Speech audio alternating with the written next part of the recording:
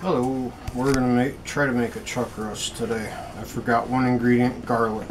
Usually you get the garlic clove and mince up about 3 or 4 little pieces of it, but I forgot that today. So, cucumbers, romaine lettuce, each of the colored bell peppers, red, orange, yellow, and green, celery, some fresh parsley, cucumbers, and somewhere around here should be a couple of potatoes. So, right here. You want to peel. Oh, and there should be carrots. Oh, carrots. You did. I didn't grab them. I bought them. I just don't know where they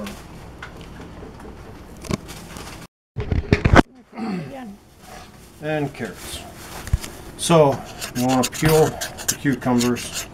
Well, I start with the romaine lettuce to set the bedding in the pan. You want a 13 by 9 inch pan. And you want to start with the romaine lettuce. Now, you can either just simply rip it up by hand or cut it up like I'm about to do.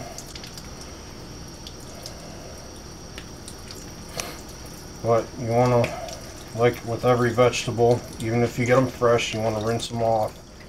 Make sure you get all the extra pesticides off and stuff. Let the water strain a little bit out of them. So, you want to take any of your fine cutlery. Make sure they're sharp first, which I still have to do. The handy dandy knife sharpener. Magic number 7.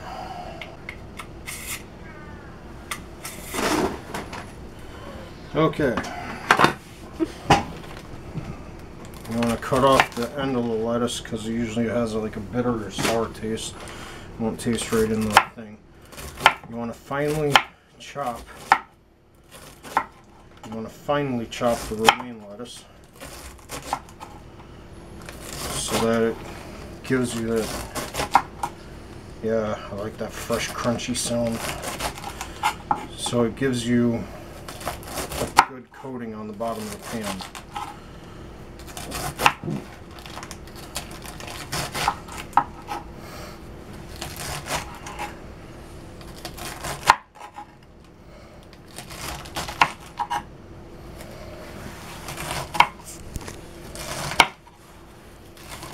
Now, how much romaine lettuce you put on the bottom of the pan is up to you, but you don't want to put too much because it will cover up too much of the pan, fill up too full, cause it to overflow while it's cooking in the oven, and you won't have the room for the chuck roast.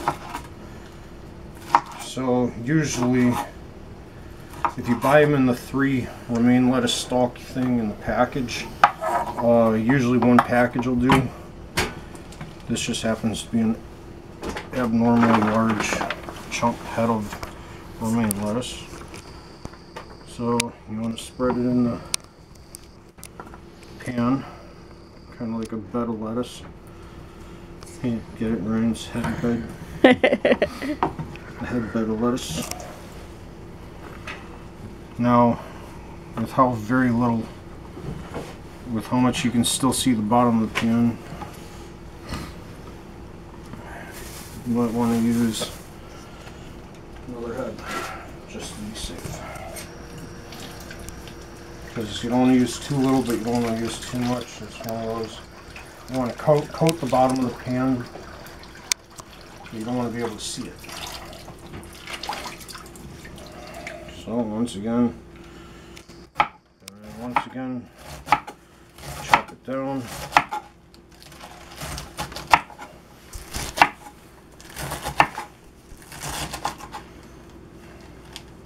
It's okay if you end up with big leaves of it or big chunks of it. You can either tear them up or leave them as they are. It's up to you.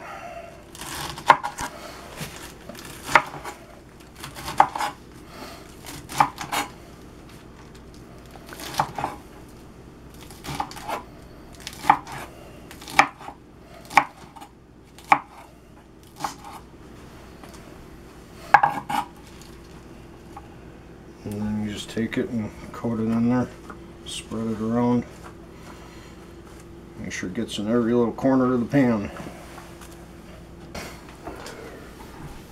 And whatever you decide, if you decide not to use whatever's left in here, you can turn it into a salad later. So we're not going to use the other head of lettuce because, as you can see, this is already getting full. Another thing that I usually use is leeks, but because of the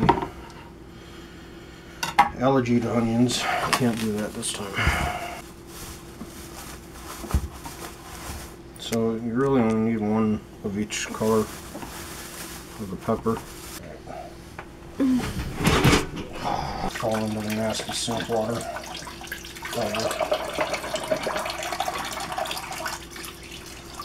I use the drinking water to wash it out, rinse it off because. Alright. And yes, even though they're fresh bell peppers, I still rinse them off, just like I rinse all the vegetables off. Do the same thing for the fruit basket, which I'll be making next. Are you going to record that one too? No, I never record that one. That's self-explanatory. Okay. Alright, so this is a good chopping knife. I like the orange knife that's missing because it would be perfect for doing small cuts like this, but we use the blue knife instead. Now it's nice and sharp. Perfect for removing limbs, I mean cutting vegetables.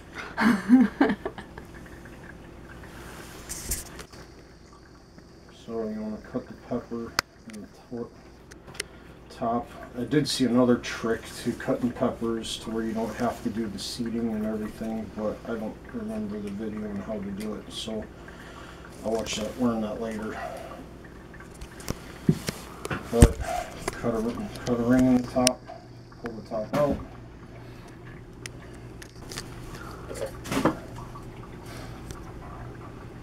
Once you get those cut out, you want to slice them open. You can have them, quarter them to get to where you can remove the whites in the pepper and the seeds. You can even nip the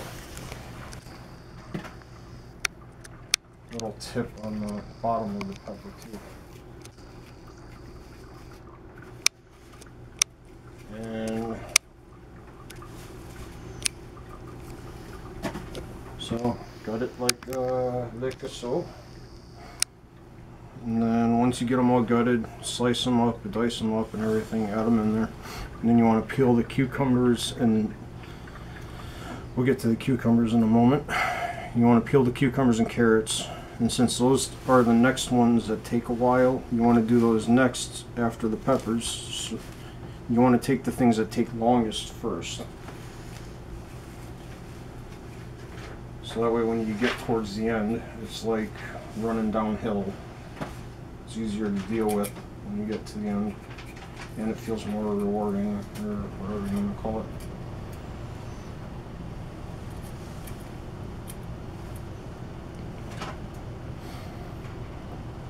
And we'll be back once we get through this part, so we won't bore you with the cutting part. I'm rolling. Okay, so as you can see, peppers are all diced up and laid out, and it gives the dish a nice beautiful color profile. So now you want to peel your carrots, your cucumbers, and the potato.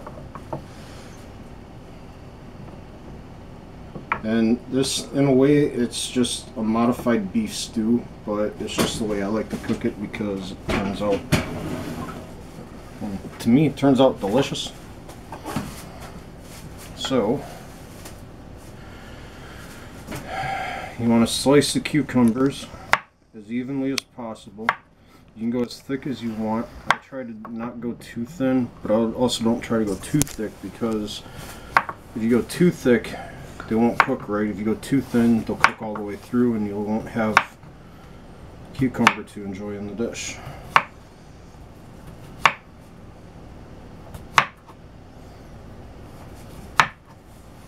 So, just so you can see what's done after they're sliced, you want to take the cucumber and spread it throughout the dish. Just layer it. You don't want to layer it on top of each other, you want to spread them out evenly, so that they cover the pan and the cucumber flavor gets through the dish completely, and it adds to that wonderful vegetable-y profile.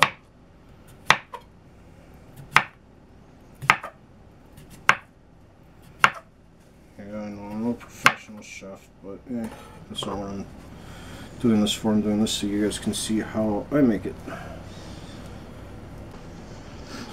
Best part of being a chef is you get to taste the food as you cook it. Yes, this is a chuck roast dish, not a roast chuck dish. Yeah. I don't think Chuck would like being roasted very much. Unless you're doing it all in fun to make fun of him, like actual roast, but to literally roast him, I don't think he'll enjoy it. It doesn't have to be perfect. You just want it spread out. Just want it to be spread out on the dish as evenly as possible so that the flavor profile gets into the dish. And anything you have left over, what's great about cucumber, you have leftover cucumber, leftover romaine salad, leftover pepper, you have yourself a salad. So I'm going to leave that cucumber there for now. Now the carrots, the way I like to cut them, make it easier to dice them a little bit, is cut them. Try to cut them a long way. Depending on the size of the carrot, you can even quarter it before dicing. I can't cut these as fast as I can with cucumber, but I'll try, because you don't want to take too long cooking the dish.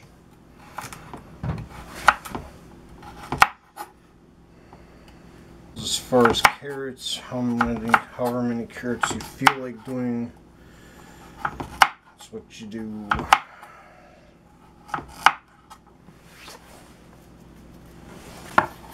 And then, once again, you just spread them throughout the dish for a flavor profile. The vegetables are there to give it flavor.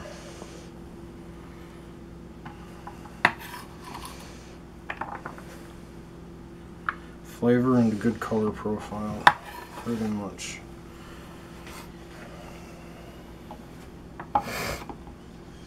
Now, what we'll do is we can do at least 1 or 2 more carrots. And the rest of the carrots can be snacks.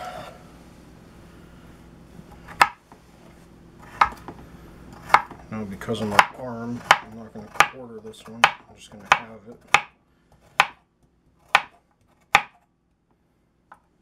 And this cuts down on how many times you have to cut them. Did one vegetable out of order though, and that is the potato. So we're going to spread the carrot throughout the dish, just like we did with the peppers and lettuce and everything else. So here we go. There you go. Now there's some good carrot in there for some good flavoring from the carrots. So now we can put those aside, put the cucumber aside. Eat what's left of that cucumber.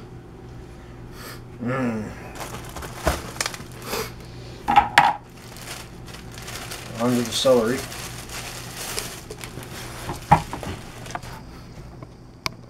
Now for the celery, we're going to cut off the root. We're going to flip it over.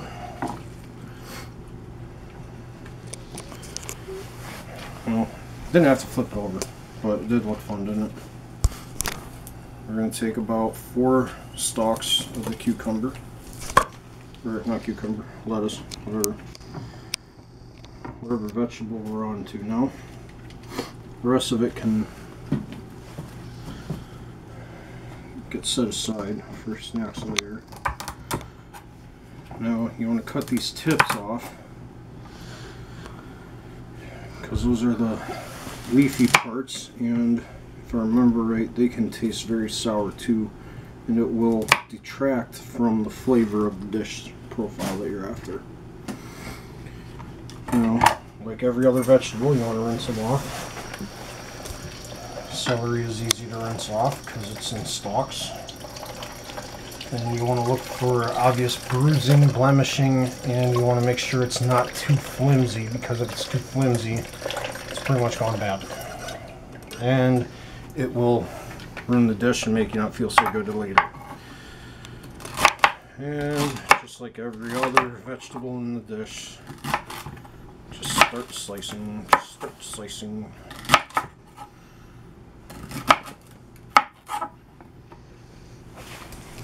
Now, when you get to the ends of the stalks, these stalks, because of how thick they are, you can slice them a long way, just to make it easier, once again, to cut them, and keeps them from overpowering the dish by having too much chunk to them. I should have done this before I started slicing. Doesn't have to be perfect, because we're not in a gourmet eatery. You can hear that wonderful crunch of the celery as you cut through it. It's a beautiful sound. Like the Neil Diamond song. What a beautiful noise coming up from the street. Anyways, so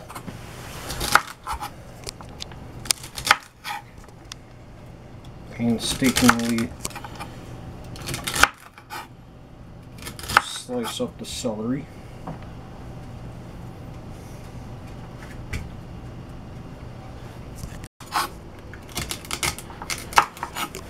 Beautiful noise coming up from the street. Beautiful sound. I shouldn't have rushed the words. Got a beautiful beat. Anyways, so yeah,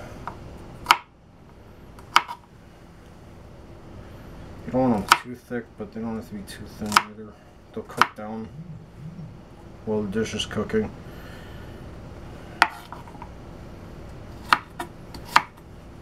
But you do want to make it as aesthetically pleasing as possible, because people eat with their eyes, and the better the dish looks, the more appetizing it'll be for them.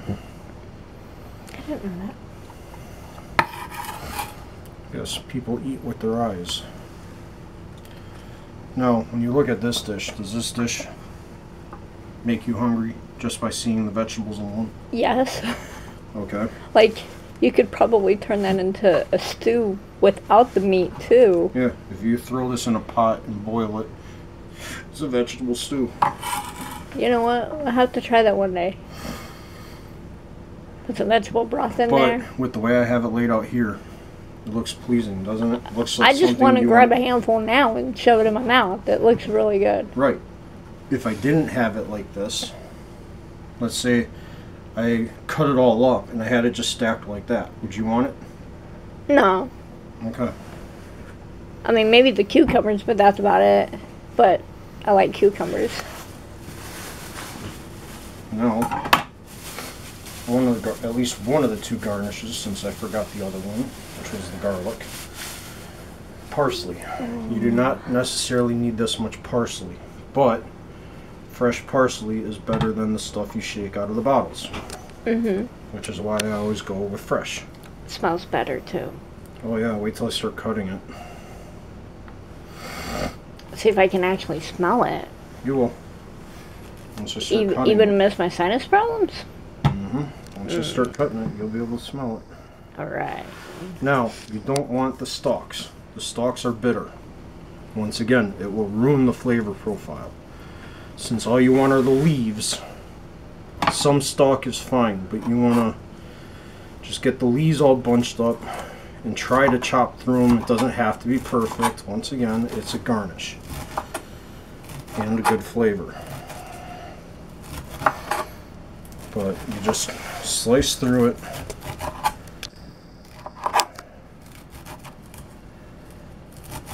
You smell that? You smell it yet? Yes. Nice that it went right through my sinuses. Yep. That's the good thing about fresh home cooking. No matter what problems you have, it will make it through your sinuses. That looks so good right now. You don't want to put too much in one spot because it will overpower your other flavors, but you want to coat it. Now whatever's left over of the parsley, can you also add that to the salad? You can, but I wouldn't recommend it. It's more of a cooking garnish and more of a, like, add it to the side of the plate for aesthetics than it is actually eat it raw. You could eat it raw, but it's not as good. So whatever you don't use of the parsley, you can either use tomorrow or throw out. You can use it in a different dish, or you might as well toss it. Now that that part's done, we can get to the final piece. Well, not the final piece, but close to the final piece. And that is slicing the potato. Oh my god, that looks good too. What does? When you're cutting the potato, the parsley that's on the potato looks good. Yeah, because when you get potatoes, they put parsley in the mashed potatoes and stuff.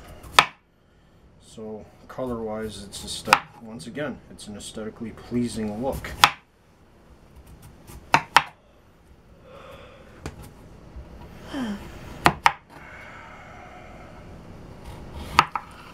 So once you get the potato sliced up, just like the cucumber, you want to layer it on the dish. So you just kind of lay it, okay. So you just lay it out like so. Now you can do the parsley before or after the potato, it doesn't matter. Is it okay that that one's a little thicker? Yeah, it's okay that they're thicker because with how long this is going to cook, it will cook down. Now, because I don't feel like cutting up the other potato because I don't really need to, just spread these out as evenly as possible because once again, you're after the flavor profile of the dish. Now, it looks like it's full now. When it cooks, it will go down a little bit because the vegetables will lose their mass.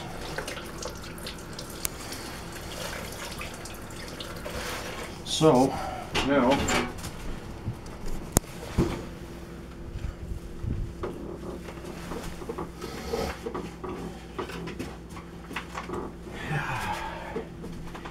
the piece de resistance, whatever. Now the main part of the dish. Beef. Your chuck roast. So that's a roasted chuck? No. This is not chuck. This is not roasted chuck. I was kidding. Now, this is a whole nother part of the flavor profiling that must be done.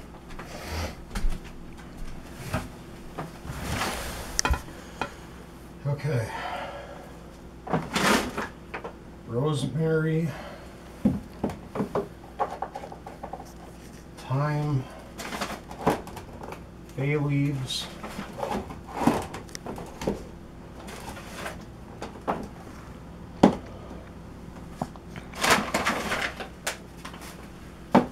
if you want it spicy, you can do cayenne pepper.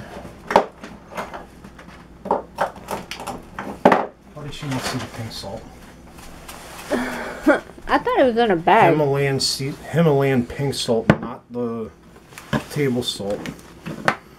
Fresh ground black peppers. Much better than the already chopped up Now, the pink salt, that's better for you with your It's better stuff. for anybody. Okay. See, it's not stuffed to the jar. Oh, okay. So, now, we can take the pink salt, put it in your hand, and season the dish. Season the steaks. Chuck roast, whatever you want to call them. It's okay to go a little thick on it because, and you can even do it a little bit over the dish for the seasoning.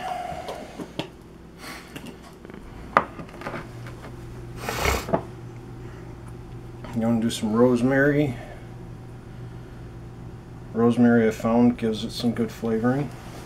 And you don't have to do the rosemary on the chuck roast, but definitely like to add it to the dish. And you can do the seasoning before or after you put the chuck roast on. I like to season it before because then when I'm done with this side, I flip them onto it and I season the other side for extra flavor. Okay. Why they put a shaker cap on the bay leaves, I'll never figure out. Now you want to take the bay leaves and you want to spread them throughout the dish as well for flavoring. They're okay to eat, but if you don't want to eat them, you can pick them out when you find them afterwards. But it gives another flavor that I really like in there. Once you put the bay leaves in, that's all you need to do with the bay leaves. You don't need them anymore. And then some thyme. Some of these shakers, you really gotta shake them, or just turn it to the open thing.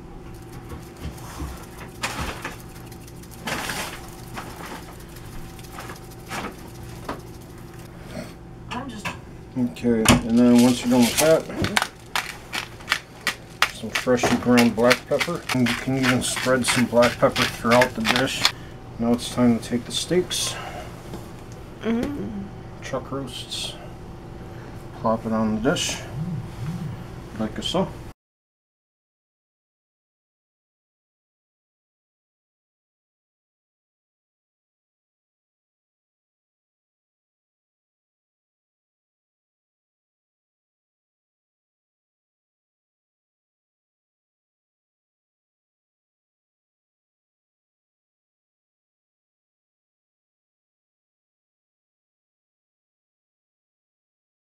Beef broth. I've done it with adding water in the bottom and letting the vegetables give it a flavoring, but I have found out that beef broth adds to it once I figure out how to open it. How deep of a pan you have, you only want to use one of these bottles because as your vegetables are cooking, they're going to release liquids of their own and add to what the beef broth. You want to spread the broth throughout because sometimes the vegetables in here will keep it from getting to certain parts of the pan because of the weight of the chuck roast. Now I know it looks like it's washing the seasoning away. It is a little bit, but yeah, it will. The seasoning will stay in the dish, so the seasoning profile will still be there. Do you need the second one? Let me look. Okay, yeah, I'll need the... Here. Now, if you do decide you need to open the second one, don't put the whole thing in. Put the maximum of half of it. Once this is done, preheat your oven to 350. Flip the chuck roasts every half hour until cooked to desired temperature, which most people desire it to be at like 165 or something like that. Me, I like it just to be cooked. So, there you have the chuck roast dish. You have the final product, and you cut through the thickest part to make sure it's actually cooked all the way through, and that is beautiful. That's the way you want a steak to look. Now, to keep it from drying out, because this side was in the oven last, you can flip it over so it gets a chance to sit in the juice and soak the juice up. And as you can see, the other one, whoops, as you can see, the other one, that is what you're looking for in a chuck roast. This is going to be delicious. Yum. So, now that it's done, there's only 3 flips at 350. Bon appetit.